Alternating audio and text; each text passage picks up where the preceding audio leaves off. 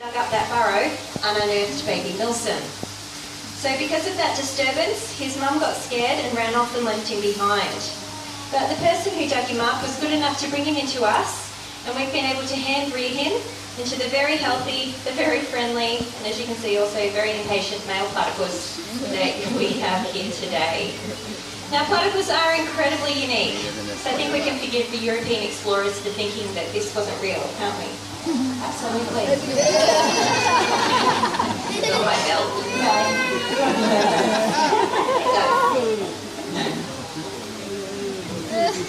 So you can see why the Europeans thought they might be very real. Have a look at Milsom, he's showing it very well. He's got a bill there.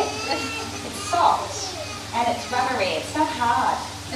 He's got fur like a water rat, but it feels like crushed soft velvet. It's really lovely. And the females lay eggs, just like all of the other animals that we've met today.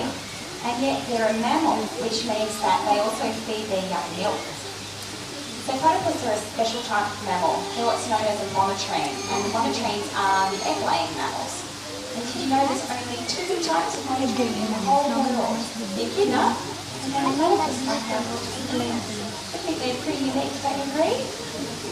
So the breeding season for them, it starts in September each year, and it begins with a courtship dance between the male and the female.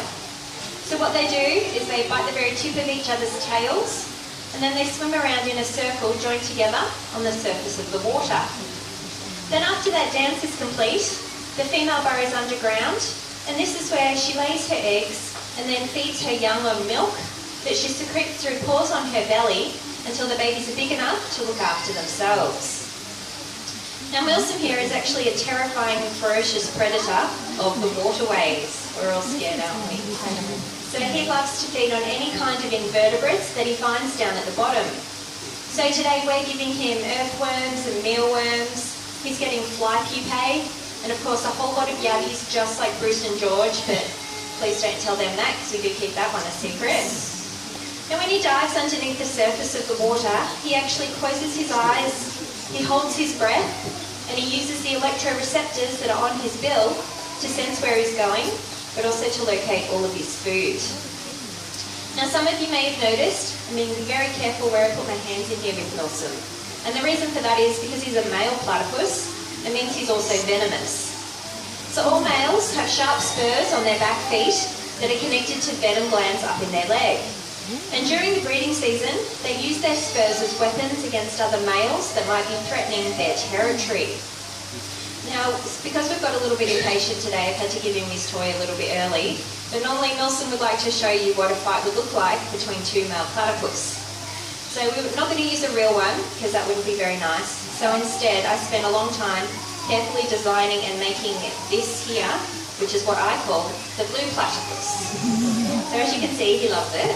He's already grabbed it with his bill, and he's just passed it straight into his back feet where his spurs are. And this is how they wrestle around out in the wild.